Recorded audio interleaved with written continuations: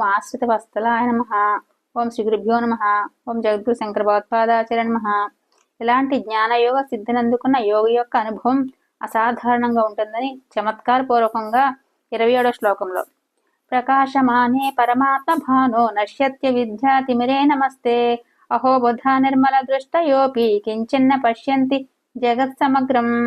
తాత్పర్యము: పరమాత్మ అనే సూర్యుడు ప్రకాశిస్తూనే ఉన్నాడు. అవిద్య అనే చీకటి తొలగిపోయింది.